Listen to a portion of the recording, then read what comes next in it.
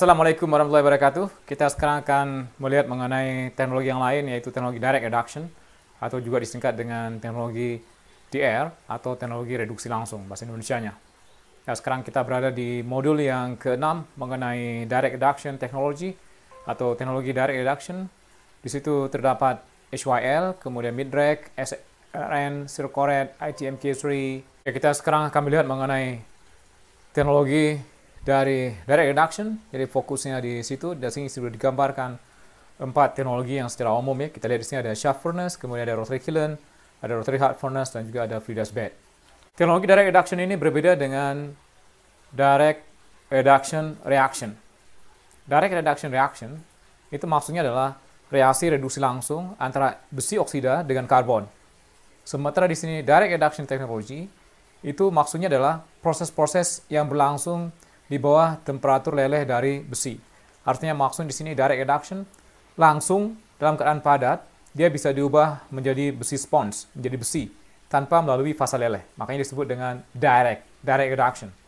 Reaksi yang terjadi di sini sebenarnya adalah reaksi indirect reaction, karena reaksi yang terjadi adalah reaksi antara besi oksida dengan gas CO ataupun dengan gas H2 menghasilkan besi metal dan juga CO2 atau H2O, tergantung kepada reduktor yang digunakan.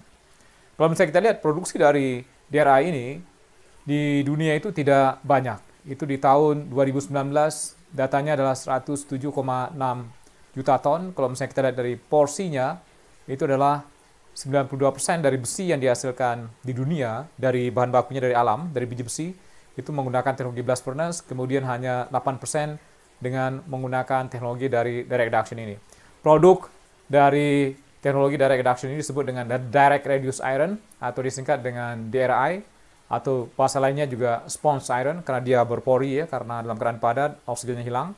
Atau kalau misalnya dia di briquette dalam pada keadaan panas disebut dengan HBI atau hot briquetted iron. Jadi di teknologi ini berkembang di tahun 1970-an awal atau 60-an akhir ya. Tapi sebelumnya sudah ada sebenarnya HYL1 di tahun 50-an, tapi belum banyak di dunia. Setelah mid-rack berkembang dengan baik tahun 1970-an, baru teknologi ini mulai eksis di dunia. Jadi tujuan dari produksi dari DRI ini, yang dulu dilakukan adalah untuk mensubstitusi scrap. Jadi scrap ini termasuk barang langka di zaman dahulu, sekarang sih sudah agak lumayan ya didapatkan, tapi dulu merupakan barang langka, karena sulit sekali mendapatkan besi tua yang merupakan bahan baku ke tandu listrik. Tapi biasanya dalam scrap ini mengandung banyak pengotor. Kalau misalnya orang ingin menghasilkan baja-baja kualitas tinggi dengan menggunakan teknologi dari EAF untuk peluburannya, biasanya orang menggunakan DRI. Karena DRI ini masih lebih murni, artinya tidak mengandung banyak pengotor di sini. Tidak ada katakanlah kromium dari stainless steel misalkan, atau tembaga dari kabel gitu ya, itu tidak ada di situ, kecuali di bahan bakunya. Tapi biasanya di bahan bakunya sudah dikontrol sedemikian rupa sehingga tidak ada pengotor-pengotor yang bisa mempengaruhi kualitas dari produk baja yang dihasilkan. Penggunaan dari teknologi direct reduction ini tentu saja terbatas kalau misalnya di suatu negara atau suatu lokasi mempunyai scrap dengan harga yang murah dan juga banyak, kemudian juga di situ harga energi listriknya mahal. Biasanya karena DRI ini harus dilebur dengan menggunakan EAF atau taruh induksi sebagian kecil. Kalau misalkan harga energi listriknya mahal, tentu saja ini kendala penggunaan dari teknologi dari direct reduction ini. Dan biasanya teknologi-teknologi ini banyak berkembang di daerah-daerah yang mempunyai gas alam yang harganya murah. Contohnya misalkan di Timur Tengah, di Iran, di Saudi Arabia, di Qatar, termasuk juga di Libya, di Mesir, di Uni Emirat Arab, kemudian di Amerika Latin, termasuk di Venezuela, Meksiko, di Amerika Utara juga masih menggunakan teknologi ini. Jadi bergantung pada lokasi kalau misalnya mereka punya gas alam yang murah, itu pasti akan memilih teknologi ini. Contohnya Indonesia, di tahun 70-an, gas alam di kita juga termasuk murah harganya. Makanya di tahun 1970-an PT Krakatau Steel memilih salah satu dari teknologi direct reduction ini, yaitu teknologi HYL1, yaitu yang pertama dibangun, kemudian dilengkapi dengan HYL3 yang teknologi yang baru. Kemudian juga di situ kalau misalnya ada batu bara yang murah ya, seharusnya Indonesia juga sama bisa menggunakan teknologi yang menggunakan batu bara, misalkan dengan menggunakan rotary kiln dan menggunakan pembangkit listrik tenaga air, dan juga punya biji besi yang sesuai yang bisa digunakan sebagai bahan baku untuk teknologi direct reduction ini. Ini produksi dunia di tahun 1970-an sampai tahun 2018, ini datanya adalah dari Midrex Technologies. Jadi di tahun 2018 sudah 100 juta ton dari produk dari direct reduced iron ini atau disingkat dengan DRI. Ini kalau misalnya kita bandingkan teknologi yang ada di dunia saat ini untuk menghasilkan besi spons atau DRI ini, ada 4 teknologi secara umum ya. Kemudian di sini kita lihat Midrex ini termasuk teknologi dari shaft furnace. Ini yang paling banyak digunakan di dunia saat ini. Kemudian yang kedua adalah Northern, ini yang banyak digunakan di India. Kemudian teknologi HYL yang sekarang dijual oleh Danieli dan Tenova bersamaan, dan mereka juga ikut mengembangkan lebih lanjut. Mereka menyebut teknologi ini, HYL ini, menjadi NX Iron. Jadi kalau misalkan kita lihat HYL dengan Midrex ini termasuk teknologi shaft furnace. Jadi ini yang proporsinya paling banyak digunakan di dunia. Kemudian teknologi yang kedua adalah teknologi rotary kiln. Kita akan lihat nanti satu persatu detail dari teknologi yang digunakan di dunia ini. Kalau misalnya kita lihat di negara seperti India, mereka menggunakan rotary kiln ya terutama, dan juga mereka menggunakan Corex. Mereka menggunakan gas alam sebagai reduktor dan juga sumber energi, dan juga batu bara untuk rotary kiln. Ini negara yang paling banyak menggunakan teknologi direct reduction ini. Kemudian yang kedua adalah Iran. Kita tahu di sana gas itu murah sekali harganya, jadi mereka menggunakan teknologi yang berbasis gas, baik Midrex maupun HYL, walaupun yang dominan di sana adalah Midrex. Kemudian di Rusia juga mereka menggunakan Saudi Arabia, Meksiko, ini tempat atau negara yang pertama mengembangkan teknologi HYL1 atau direct reduction ya, yang modern, yang setelah itu baru diikuti oleh negara-negara lain. Ini perbedaan antara blast furnace dengan direct reduction. Kalau misalnya kita lihat blast furnace itu memang direduksi berlebih sehingga di dalam produknya itu terdapat karbon sekitar 4% dan tidak ada lagi besi oksida di situ. Jadi benar-benar kondisinya sangat reduktif, sehingga setelah itu untuk mengubah dari pig iron atau hot metal yang dihasilkan menjadi baja, tinggal dibawa ke BOF, dihembuskan oksigen menjadi baja di situ. Kalau misalnya kita cerita mengenai DRI yang diproduksi dengan teknologi direct reduction ini, itu disebut dengan sponge iron atau DRI, itu sama maksudnya. Di situ masih mengandung FeU. Artinya tidak semua FeU itu tereduksi menjadi besi metal. Masih ada oksigen di situ sisanya, Fe dalam bentuk FeU. Makanya di sini persen reduksinya tidak ke bawah, walaupun di situ terdapat juga karbon, beberapa terbentuk Fe3C, tetapi tetap saja masih ada FeU. Kita lihat dari persen metalisasinya tidak sampai 100%, sekitar 92-94%, artinya masih ada Fe yang dalam bentuk oksida di situ. Untuk membuat menjadi baja, karena produknya ini adalah padat, harus dilebur dengan menggunakan EAF yang umum digunakan ya. Setelah itu ada sebagian kecil orang menggunakan tanam induksi, terutama untuk industri pengecoran. Kita lihat di sini, ini perbandingan antara blast furnace dengan direct reduction.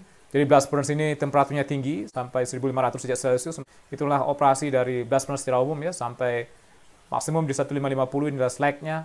Ini temperatur operasinya. Kalau misalnya kita bicara mengenai teknologi direct reduction, yang 4 sudah digambarkan di situ ya, teknologinya itu berkisar antara 800 sampai 1100 derajat Celcius. Jadi di sini adalah operasi dari direct reduction. Jadi ini blast furnace, kemudian ini direct reduction. Kemudian nanti kita lihat juga ada teknologi yang lain yang dikembangkan baik FastMet maupun ITMK3 yang merupakan teknologi di antaranya, terutama ITMK3, orang mengatakan bahwa itu adalah teknologi pembuatan besi generasi ketiga. Kalau misalnya kita lihat dari sejarahnya, sebenarnya sponge iron ini sudah dihasilkan sejak zaman dahulu. Jadi pada saat orang pertama membuat besi, belum ada teknologi blast furnace, itu menggunakan reaktor atau tanur yang kecil seperti ini. Ini temperaturnya juga rendah, tidak meleleh.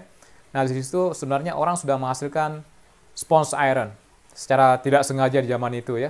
Menghasilkan sponge iron ini kemudian ya bentuknya seperti ini, dipukul dengan palu berkali-kali untuk menghilangkan slag-nya. Setelah itu dipanaskan lagi, digabung menjadi barang yang kecil-kecil di zaman itu, menghasilkan peralatan rumah tangga yang kecil-kecil atau juga menghasilkan pisau ya, tapi semua yang kecil-kecil, tidak seperti yang sekarang ini menjadi mass production. Jadi kalau misalnya kita lihat di sini, ini adalah sejarahnya juga. Ini disampaikan bahwa di zaman dahulu yang dihasilkan adalah besi sponge sebenarnya, atau disebut dengan spongy mass. Kemudian setelah itu dipukul berkali-kali pada saat dia keadaan panas untuk menghilangkan slag, dan tinggal sesuatu yang kompak yang merupakan besi di situ. Setelah itu dengan dipanaskan, kemudian dipukul ya dengan menggunakan ditempa ya, dengan menggunakan palu, hammering di tempat bahasa Indonesianya. Kemudian besi ini bisa dipisahkan dari slag, sehingga itu yang digunakan sebagai bahan baku untuk membuat sesuatu yang diinginkan oleh manusia di zaman itu. Setelah itu, di tahun 1900-an, teknologi ini mulai dilihat kembali, mulai dilirik kembali. Teknologi yang ada, kita lihat di sini 1930-an, ini sebenarnya sudah ada di tahun 1920-an ya di Swedia, yang disebut dengan prosesnya adalah proses Höganäs dengan menggunakan tunnel kiln. Ya, tunnel kiln, walaupun sekarang ini di Indonesia ada beberapa orang yang mengklaim bahwa itu adalah teknologi baru, sebenarnya teknologi tunnel kiln ini adalah teknologi yang sudah dikembangkan 1920-an di Swedia dengan menggunakan reduktornya dari batu bara. Kemudian setelah itu ada shaft furnace, Weber proses, kemudian ada rotary kiln yang dikembangkan di Jerman oleh Krupp. Setelah itu menjadi SLRN, disempurnakan lebih lanjut oleh beberapa perusahaan termasuk Lurgi diantaranya, menjadi lebih sempurna, lebih bagus lagi dari sisi efisiensi energinya. Setelah itu kita lihat di sini tahun 1050-an akhir itu mulai dikembangkan HYL1. Ini di Meksiko dikembangkannya. Setelah itu juga berkembang Fior, proses yang menggunakan fluidized bed. Kemudian berkembang Midrex di tahun 60-an akhir, 70-an, 60-an akhir ya, 65 ke sini. Kemudian juga di situ HYL3 muncul.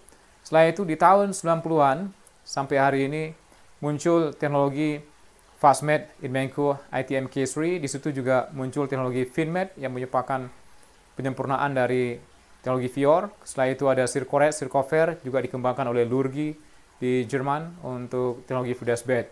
Kemudian ada HYL4 ini merupakan atau sekarang disebut dengan ZR sebenarnya, Zero Reformer, yang merupakan pengembangan lebih lanjut dari teknologi HYL. Jadi di sini ada reduktornya, apakah dia menggunakan batu bara langsung atau menggunakan gas sebagai reduktornya, CuA dan H2.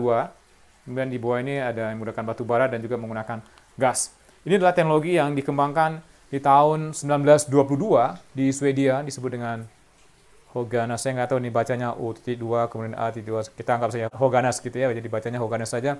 Jadi ini dengan menggunakan tunnel kiln, inilah tunnel kiln yang mirip dengan yang digunakan di Indonesia untuk membakar keramik ya, menyiapkan keramik dan lain-lain untuk rumah tangga, untuk genteng, itu mirip. Jadi ini dimasukkan biji besi yang sudah dicampur dengan batu bara, kemudian dimasukkan ke dalam suatu, mereka sebutnya adalah sagar. Di sini ada informasinya jelas, tidak ada ya, mereka sebutnya itu sagar. Setelah itu dimasukkan ke dalam suatu bejana, kemudian didorong pelan-pelan ya, didorong satu persatu, masuk lagi yang berikutnya, didorong lagi, masuk lagi yang berikutnya, didorong lagi, masuk lagi yang berikutnya, didorong dan seterusnya, kemudian dikeluar ke sana. Setelah itu dipisahkan untuk melihat atau untuk mengambil besinya. Teknologi ini mungkin masih bisa digunakan di beberapa lokasi, tapi tidak banyak untuk menghasilkan. Kalau misalnya dilihat di sini baja-baja spesial, misalkan tool steel dan juga stainless steel itu, tapi di zaman dahulu ini zaman dahulu. Tapi sekarang juga masih ada, tidak banyak di dunia. Di India ada beberapa, kemudian di Eropa mungkin ada, tapi saya tidak hafal persis berapa kapasitas produksinya. Mengenai reaksi kimia yang terjadi di dalam proses-proses direct reduction ini adalah reaksinya adalah reaksi indirect. Jadi kalau misalnya kita katakan direct reduction teknologi, tetapi reaksinya bukan direct reaction. Reaksinya adalah indirect. Kenapa indirect? Karena semuanya menggunakan gas H2 maupun CO. Walaupun kita menggunakan batu bara, tetap saja karena menggunakan udara di situ yang dihembuskan ke situ, dikatakan bahwa reaksinya bisa indirect. Kecuali temperatur yang kita naikkan lagi menjadi lebih dari 1000 derajat Celcius di proses fast melt dan juga di proses ITM-K3 itu sudah direct reaction. Tapi secara umum reaksi yang terjadi seperti ini, terutama dengan menggunakan gas Cu dan H2. Artinya dari Fe2O3 tambah H2 atau Cu masukkan Fe3O4, kemudian Fe3O4 tambah H2 atau Cu masukkan FeO, kemudian ini direduksi lebih lanjut menjadi Fe. Di situ juga terbentuk Fe3C, dari Fe tambah Cu masukkan Fe3C. Ini yang muncul menjadi karbon di dalam DRI-nya, yang digunakan juga untuk proses di peluburannya sangat baik gitu ya. Kalau misalnya ada karbon, karena akan memudahkan proses peluburan. Dan juga di sini juga sama dengan menggunakan gas CO. Yang dikatakan bahwa reaksi ini semuanya dilakukan pada temperatur di bawah 1000 derajat Celcius. Ada yang 850 derajat Celcius, ada yang 800 derajat Celcius, maksimum di 950 derajat Celcius itu yang umum digunakan. Gas yang digunakan adalah Cu dan H2.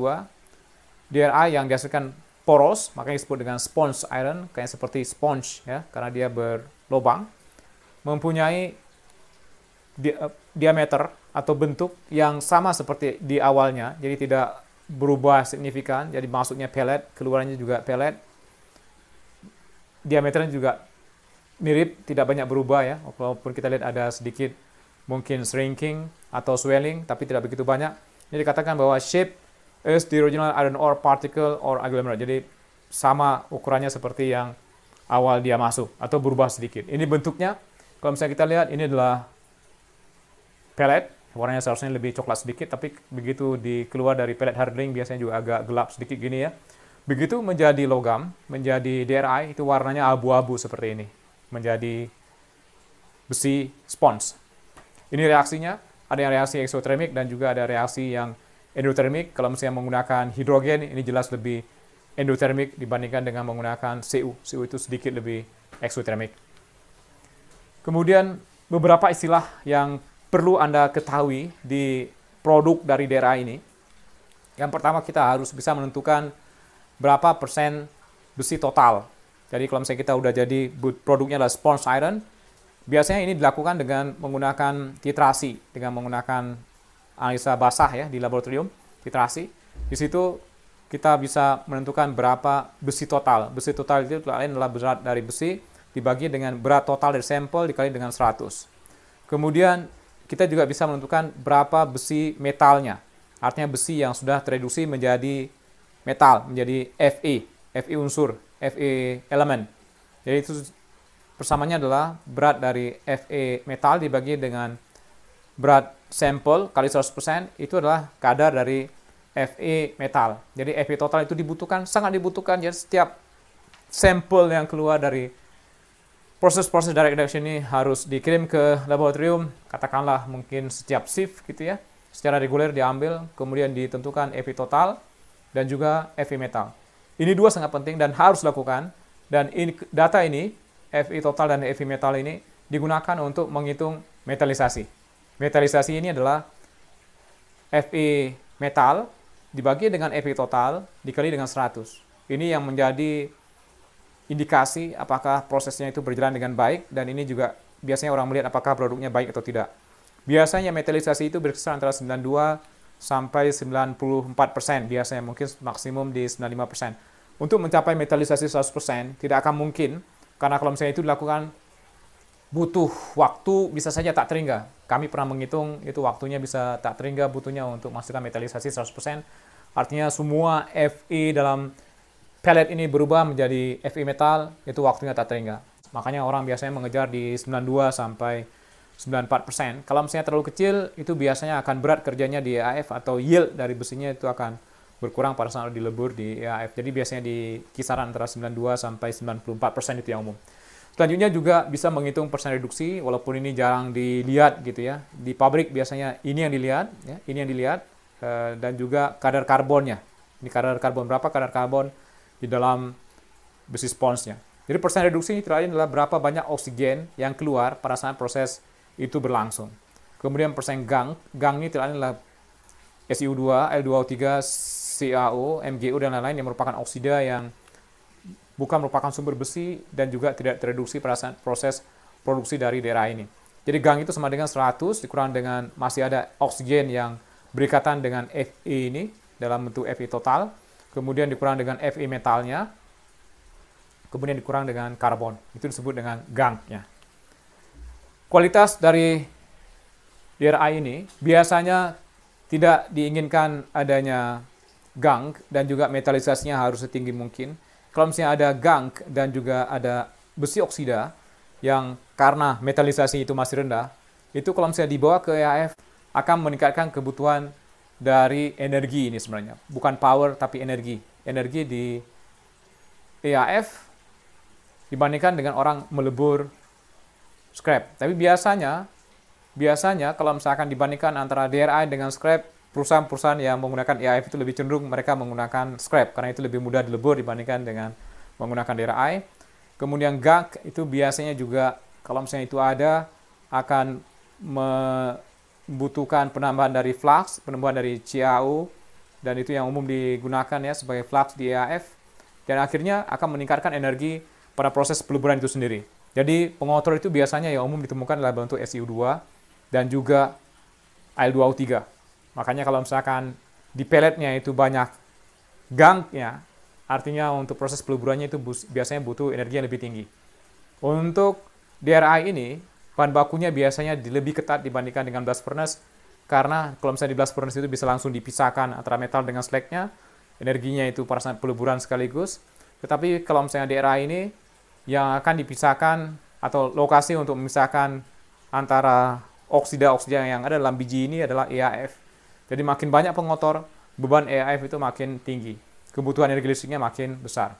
Kemudian metalisasi, yang tadi disampaikan, umumnya berkisar antara 90-95%. Ya, 92-94 itu yang umum diproduksi ya. Makin tinggi tentunya makin baik, tapi lebih dari 95% biasanya tidak menyebabkan proses itu menjadi lebih efisien. Bergantung kepada proses dan juga bagaimana dia direduksi, apakah menggunakan reduktor apa, berapa lama, dan seterusnya, bergantung kepada reaktor juga. Dan biasanya ini merupakan parameter untuk melihat apakah suatu proses direct reduction itu berjalan dengan baik atau tidak. Di sini dikatakan bahwa jika metalisasinya terlalu tinggi, itu akan mengurangi efisiensi dari bahan bakar dan juga produktivitas. Artinya kita memberikan bahan bakar yang sangat boros dan produktivitasnya juga akan berkurang. Ya. Jadi makanya biasanya 90-95% ya, kemudian dikecilkan lagi range antara 92-94% itu sudah cukup. Setelah itu, di dalam DRI ini juga mengandung karbon. Karbon itu biasanya berkisar antara 1-2,5%. Ada yang maksimum sampai 3%. Dan kegunaan dari karbon ini akan memudahkan proses peleburan di EAF. Dan karbon ini juga akan mereduksi FeO yang terdapat di dalam besi sponge yang belum tereduksi di dalam teknologi direct reduction, bisa menghasilkan logam. Jadi yield dari besinya akan meningkat. Dan juga CO yang dihasilkan itu akan membantu terbentuknya slag forming di EAF, sehingga efisiensi energi juga akan menjadi lebih baik. Kemudian Fe3C itu lebih diinginkan dibandingkan dengan karbon yang menempel seperti jelaga di permukaan dari besi sponge. Hal-hal yang harus diperhatikan atau produknya seperti apa supaya dapat ditangani dengan baik. Yang pertama, DRI ini cenderung untuk bereaksi kembali. Dan reaksinya adalah reaksi spontan. Reaksinya spontan juga menghasilkan panas, exothermic. Ini yang bisa menyebabkan terjadinya kebakaran. Jadi yang pertama dengan yang kedua itu berhubungan. Jadi besi cenderung lagi kembali ke alam. Dia akan stabil dalam bentuk Fe2O3. Kita sudah mengubah menjadi Fe dalam proses. Secara alami dia akan berubah kembali menjadi Fe2O3, menjadi karat, ya, teroksidasi kembali. Berikutnya, karena biasanya permukaannya juga luas, karena oksigennya hilang gitu ya. Tadinya pellet seperti ini, tapi sekarang pelletnya berlobang. Jadi banyak oksigen yang hilang, permukaannya luas. Itu akan memudahkan dia teroksidasi karena permukaan yang luas, terjadi reaksi yang spontan. Ini yang menyebabkan terjadinya kebakaran. Pernah kejadian dulu kapal membawa DRI, kemudian dari suatu lokasi ke lokasi yang lain, kapal ini terbakar di tengah laut, nggak bisa ditolong. Ya, sejak itu orang belajar dan harus hati-hati pada saat mengekspor dari DRI ini. Jadi hati-hati karena terjadinya kebakaran. Nah, ini juga penyebab kebakaran. Jadi besi atau DRI itu bisa bereaksi dengan uap air menghasilkan gas hidrogen. Jadi Fe tambah dengan H2O menghasilkan FeO tambah H2. Jadi H2 ini yang merupakan juga yang menyebabkan terjadinya kebakaran. Jadi kalau misalnya ditumpuk saja kadang-kadang dia terbakar ya, kemudian dikapalkan terbakar. Jadi hati-hati sekali pada saat mengapalkan. Kadang-kadang memang harus disemprot gas nitrogen di situ, diberikan gas nitrogen lingkungannya supaya tidak terbakar. Jadi agak sulit membawa sponge iron ini dibandingkan dengan pig iron karena sponge iron ini masih benar-benar reaktif. Ya, hal-hal tersebut harus diperhatikan. Kalau misalnya tidak, ya bisa terbakar di tengah jalan. Cara untuk mengurangi supaya dia tidak teroksidasi yang umum dilakukan pada saat dia keluar dari reaktor itu harus didinginkan. Jadi harus ada cooling system. Tidak boleh keluar di temperatur 600 atau 800 derajat Celcius. Begitu keluar itu dia akan teroksidasi kembali langsung detik itu juga. Jadi biasanya tidak diharapkan. Harus diturunkan lagi temperaturnya di bawah 100 derajat Celcius sehingga dia tidak begitu reaktif. Yang kedua, permukaannya juga harus dikurangi biasa menggunakan coating, jadi dilapisi di permukaannya, ada coating khusus yang digunakan untuk menutup permukaannya sehingga dia tidak reaktif, atau bisa juga menggunakan briquette, jadi pada keadaan panas langsung di briquette, disebut dengan hot briquetted iron, atau kadang-kadang pada saat yang dingin juga bisa, tapi biasanya pada keadaan panas langsung di briquette, yang itu lebih mudah kalau misalnya di briquette untuk menutup pori-pori, terutama untuk yang fine DRI. Jadi dengan fine iron ore, kemudian masukkan produk menjadi DRI, fine. DRI ini pada temperatur tinggi langsung di briquette. Ini contoh briquette yang digunakan untuk HBI. Jadi proses HBI itu atau hot briquetted iron menghasilkan briquette yang seperti ini bentuknya. Klasifikasi dari teknologi ini kita akan lihat satu persatu. Ada shaft furnace yang tadi udah kita lihat, ada mid-rack, ada HYL, kemudian ada fluidized bed, Fior, Finmed, iron carbide, zirconia, tidak semuanya ada saat ini yang digunakan. Kemudian ini dikatakan dengan berbasis gas. Artinya ini menggunakan gas sebagai reduktornya. Fluidized bed di sini, kalau misalnya kita punya batu bara itu harus digasifikasi terlebih dahulu. Ini juga sama. Jadi yang masuk ke reaktor adalah dalam bentuk gas. Makanya disebut dengan gasnya adalah sebagai basis dari operasi ini, atau katakan juga dengan proses-proses berbasis gas. Kemudian ada lagi yang disebut dengan proses berbasis batu bara.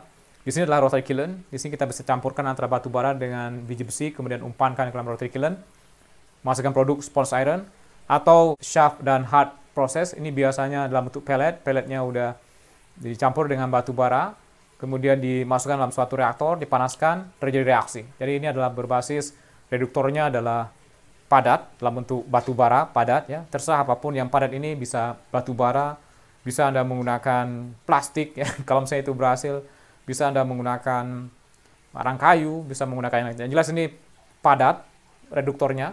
Ini produk reduktornya adalah dalam bentuk gas. Jadi kalau misalnya Anda punya padat reduktornya, Anda harus ubah atau gasifikasi menjadi gas lebih dahulu, baru kemudian dialirkan ke dalam reaktor.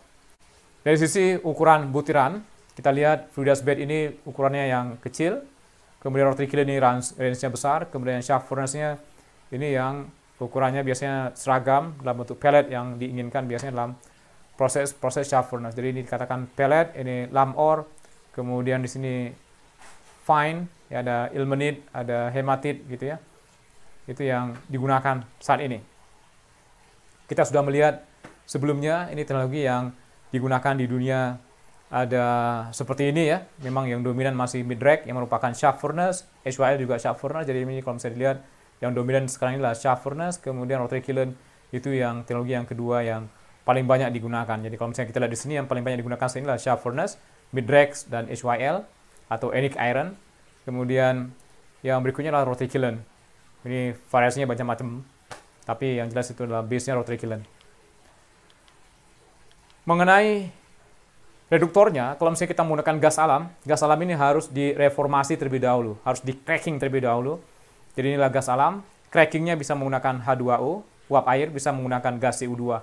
Jadi ini menghasilkan CO ditambah dengan H2, tentu saja dengan menggunakan steam ini atau uap air, yang H2-nya lebih banyak dibandingkan dengan CO. Tapi kalau misalnya orang menggunakan CO2 sebagai gas untuk cracking, tentu saja CO lebih banyak sedikit dibandingkan dengan H2. Yang ini jelas H2 yang lebih banyak dibandingkan dengan orang menggunakan CO2 sebagai crackingnya. Nah, biasanya digunakan katalisnya berupa nikel yang umum digunakan.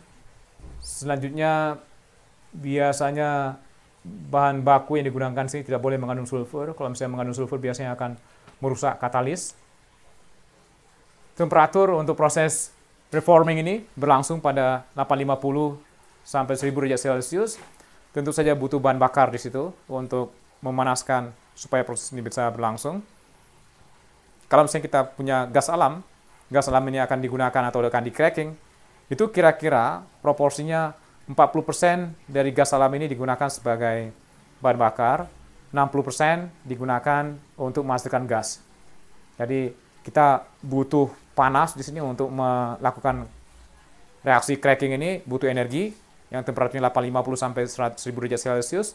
Itu sumbernya juga dari gas alam, artinya gas alam itu kita gunakan 40% sebagai bahan bakarnya untuk menaikkan temperatur, dan 60% itu sebagai gas yang kita dapatkan.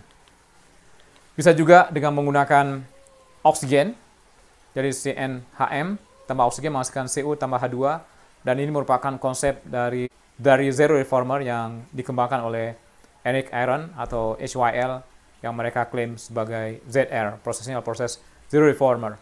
Nah, biasanya dalam proses-proses tertentu juga ditambahkan batu kapur, biasanya untuk mengikat sulfur yang terdapat di dalam gas, dan juga limestone juga digunakan di proses-proses di rotary kiln untuk menyerap sulfur sehingga produknya mengandung sulfur yang lebih rendah yang berguna untuk proses-proses berikutnya di pembuatan baja. Gas yang bisa digunakan sebagai reduktor di sini bisa menggunakan gas alam, bisa menggunakan ekspor gas dari Corex. Anda masih ingat ya, proses Corex ini menghasilkan gas CO yang banyak atau ekspor gas yang masih mengandung CO lebih dari 30%. Syngas itu merupakan gasifikasi dari batu bara, itu bisa digunakan sebagai reduktor untuk proses shaft furnace. Kemudian coke oven gas itu juga bisa digunakan sebagai reduktor, ini disarankan oleh HYL atau Enik Aaron. Kemudian shale gas, ini di Amerika beberapa waktu yang lalu digunakan ini sebagai reduktornya juga. Ini masa depan ini, hydrogen gas. Jadi hampir semua proses-proses direct reduction ini di masa depan, mereka langsung mengatakan atau klaim, sekarang sudah banyak dilakukan trial, HYL itu sudah melakukan trial, mereka mengatakan bisa. Begitu juga dengan Midrex, mereka mengatakan bisa mengganti gas reduksinya dengan menggunakan hidrogen. Hidrogen ini dihasilkan dengan elektrolisis, sehingga prosesnya akan menjadi proses yang ramah lingkungan. Jadi kalau misalnya dikatakan proses pembuatan besi hari ini yang ramah lingkungan, sudah bisa dikatakan karena sudah hampir proven atau bisa dikatakan proven, adalah proses-proses Midrex dan juga HYL yang tinggal mengganti reduktornya yang tadinya adalah gas alam di convert atau di cracking atau di reform menjadi CO dan H2, tinggal mengganti reduktor tersebut CO dan H2 dengan menggunakan murni H2. Dengan cara seperti itu, tidak lagi emisi dari CO2 yang dihasilkan dari proses pembuatan besi dibandingkan dengan blast furnace yang jumlah CO2-nya itu masih lebih dari 1,5 ton per ton produk yang dihasilkan. Baik, itu mengenai dasar, mengenai pengantar teknologi direct reduction. Kita akan lihat di segmen berikutnya detail satu persatu teknologi direct reduction ini. Mulai dari shaft furnace, kemudian furnace bed, rotary kiln, dan juga rotary hard furnace. Mudah-mudahan bermanfaat. Assalamualaikum warahmatullahi wabarakatuh.